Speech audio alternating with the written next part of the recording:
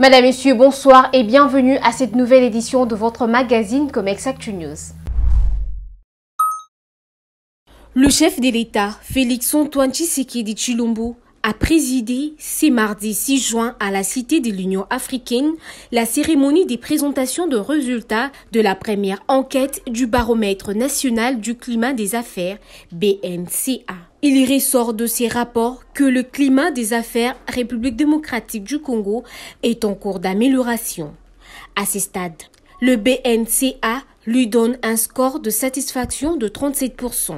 Cette enquête, qui s'est déroulée du 24 janvier au 27 mars 2023, a porté sur 403 entreprises dans 13 secteurs de l'économie nationale. Le chef de l'État a salué la qualité du travail abattu par le BNCA. Ce travail met à nu le flot qui gangrène et ronge notre environnement économique, a déclaré le président Félix Tshisekedi.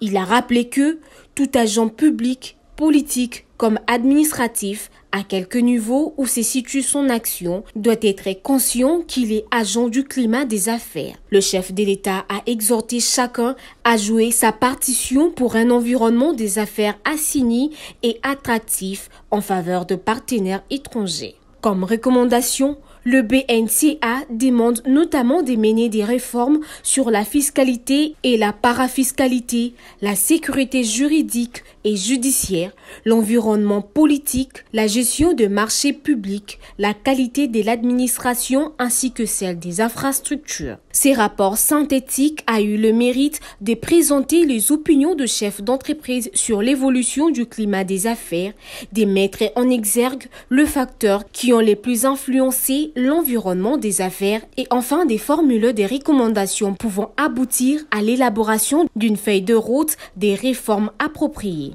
Le BNCA, au-delà d'un outil d'évaluation globale de l'écosystème économique en République démocratique du Congo, se veut également être une interface entre le président de la République et le monde des affaires, ainsi qu'un levier d'action pour le question et l'initiative relative à l'amélioration du climat des affaires.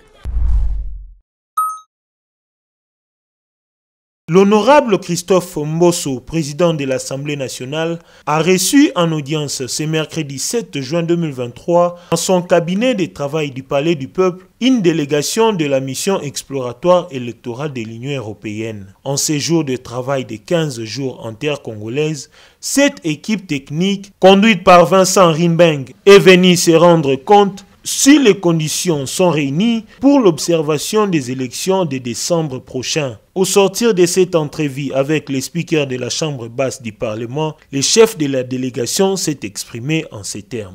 Nous avons été invités par les autorités de RDC à observer les élections de décembre prochain.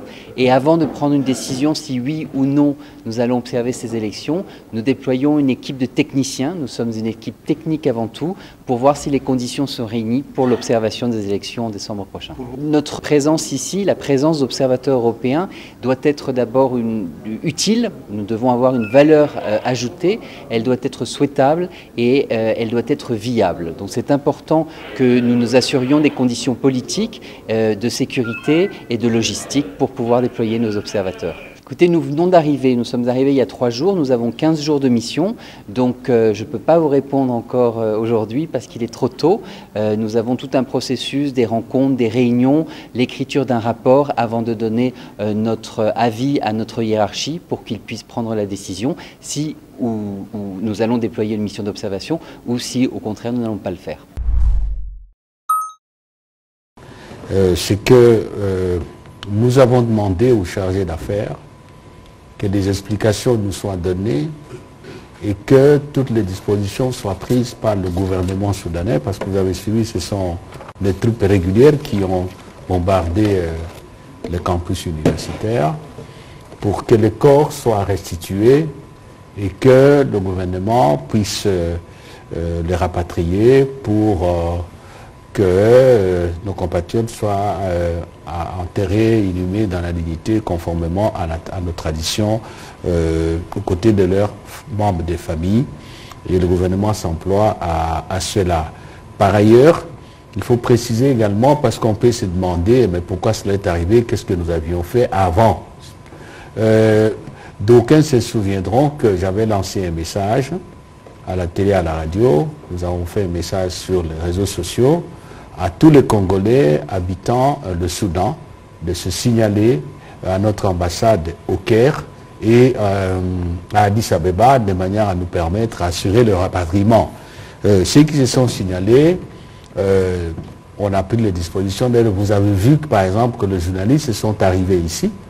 Qu'est-ce que je dis? Les joueurs qui étaient avec Florent Ibenge, et je crois que la semaine passée, on a réussi à les rapatrier avec les moyens débloqués par le gouvernement au niveau de l'ambassade, parce que sur instruction du Premier ministre, j'avais autorisé notre ambassadeur au Caire d'utiliser tous les moyens financiers à sa disposition pour rapatrier ces lots, parce qu'il faut payer les minibus et les gros bus à la frontière, et ça fait une longue distance pour quitter la frontière et arriver au Caire, prendre l'avion. Et nous étions dans ce processus-là.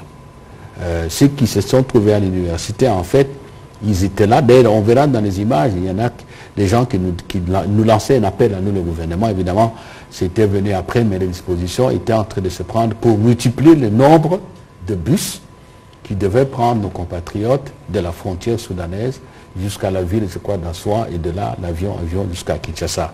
Donc nous continuons cela. Malheureusement, bon, ce qui est arrivé là, et ce qui nous fait très mal, c'est que c'est bon, ce sont les forces régulières qui ont largué des bombes, sachant que bon, il y a des étrangers là-bas. Et voilà, pour les familles, on a lancé des communiqués avec des noms pour que les familles se déclarent au ministère, que nous voyons comment intervenir pour organiser les obsèques de nos compatriotes qui sont morts au Soudan. Vous avez vu qu'au cours de ma prestation sur France 24, j'avais clairement relevé le fait que l'un des candidats de 4 d'ensemble n'avait pas clairement cité le Rwanda depuis les débuts de cette crise. On m'a traité des menteurs, il y a eu tous les noms et toutes les critiques. Heureusement que j'ai un ange gardien qui me protège. Mais cela dit, il a été défendu par l'armée numérique du Rwanda. Ils ne se sont pas cachés à renfort des trolls. Je ne voudrais pas leur faire leur publicité en citant les noms. Ceux qui sont sur les réseaux sociaux le savent et ça paraît bien suspect. Dans un contexte où nous sommes tous en train de nous battre pour mettre fin à la guerre d'agression, que lorsque j'attire l'attention de quelqu'un qui se présente comme un candidat, donc potentiel président de la République, qui doit avoir une stratégie claire, d'abord dans la compréhension du problème. On n'est pas agressé par les M23. Je n'ai pas besoin de connaître le droit international pour savoir que c'est un pays qui peut agresser un autre, pas un groupe armé. Lorsqu'on fait cette analyse, c'est pour vous permettre justement d'avoir une vision plus précise et de bien expliciter votre pensée sur votre stratégie pour amener la paix à l'est du pays. Ce n'est pas vous offrir un prétexte pour montrer qu'en réalité vous êtes excellent dans les insultes et vous faites appuyer par l'armada de ceux qui combattent la RDC. Ça pose évidemment des questions. On attendra les résultats de l'enquête. Il n'est pas de bon droit pour nous, gouvernement, de commenter cela. Alors que le renseignement militaire des MIAP l'accusant, entre autres, des détentions illégales d'armes, le conseiller spécial de l'opposant Moïse Katumbi, Salomon Kalonda, vient de recevoir un appui de taille. Celui de l'ancien Premier ministre Matata Ponyo. Selon ce dernier qui a communiqué via son compte Twitter, ce mercredi 7 juin 2023, l'arme que la DEMIAP attribue au collaborateur de Katumbi appartient à son garde du corps qu'il avait acquis légalement. Les pistolets Jericho attribués faussement à M. Salomon Kalonda, collaborateur de Moïse Katumbi, appartenaient plutôt à mon garde du corps qu'il avait reçu en bonne et due forme de la police depuis que j'étais Premier ministre. Cette arme a été perdue le 25 mai, le jour du sit-in, écrit l'ancien chef du gouvernement. Salomon Idi a été arrêté le 30 mai dernier à l'aéroport d'Njili à Kinshasa alors qu'il voulait embarquer dans un avion pour Lubumbashi. Les renseignements militaires l'accusent d'avoir incité les militaires à commettre des actes contraires au devoir et à la discipline, de détenir illégalement une arme et d'atteinte à la sûreté intérieure de l'État.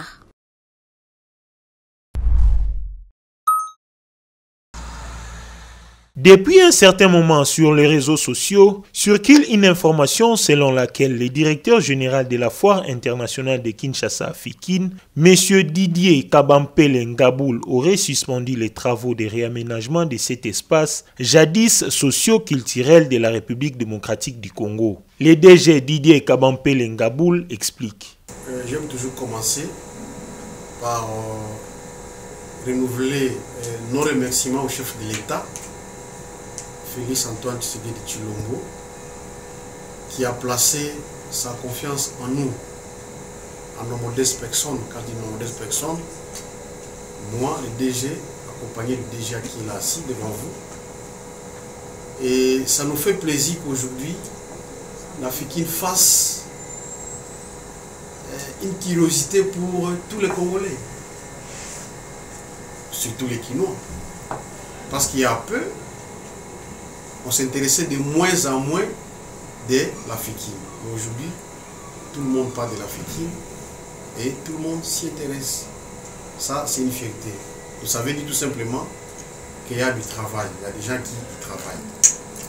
Alors, j'aimerais recadrer par rapport à votre question, tout ce qui circule là. Parce qu'effectivement, les appels sont légion dans mon téléphone, je les reçois à tout moment, à tout bout de champ. Et dans les réseaux sociaux comme vous, j'ai y à lire. Mais tout ce que je peux dire pour le moment, je n'ai pas de détails à vous donner, mais c'est juste vous confirmer que l'entreprise turque Milves est bel et bien dans l'enceinte de la FIKIN et que les travaux d'installation, parce que l'entreprise Milves est en train de s'installer à la FIKIN dans l'objectif de la moderniser. Et ces travaux d'installation vont bon train, se déroulent normalement, comme vous le constatez. Vous avez vu beaucoup de conteneurs dehors, et même les Turcs qui sont là. Je sais que tous les Congolais, et particulièrement les Kinois, veulent voir la FIKIN revêtie de sa plus belle robe d'antan perdue. Et nous voulons moderniser la foire. La FIKIN que vous aimez tant, tous les Congolais à tous les niveaux,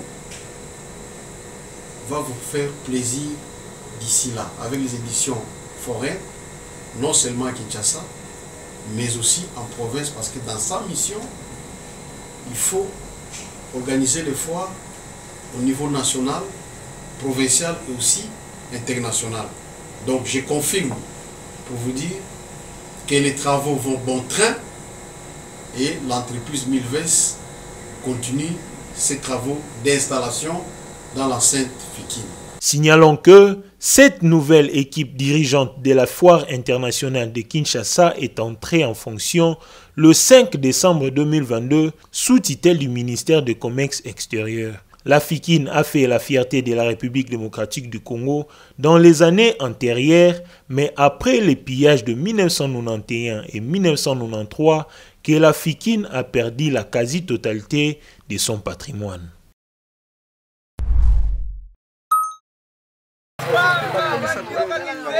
Réhabilité il y a quelques années lors de l'accession à la magistrature suprême par le chef de l'État Félix Antoine Tshisekedi Tshilombo, la route Kimwinza dans la commune de Mongafula, dans son tronçon allant de la gare de Kimwinza jusqu'au premier triangle de la cité verte, s'y trouve aujourd'hui dans un état de délabrement très avancé, empêchant la population d'évaguer librement à ses occupations et aux différents commerçants de venir s'approvisionner en fruits et légumes qui sont produits à ces coins de la capitale. De l'arrivée du président pour aller contre le lancement officiel de la lutte contre les pauvretés dans le lac de Mavallée,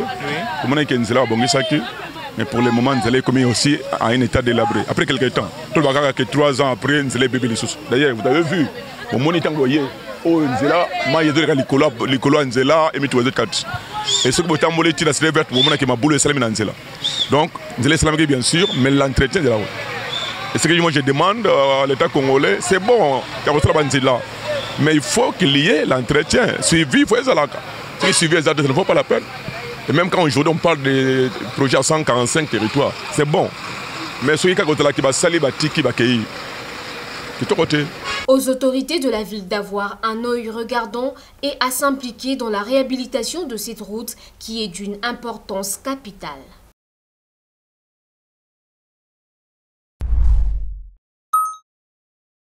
New York, plongé dans un épais brouillard.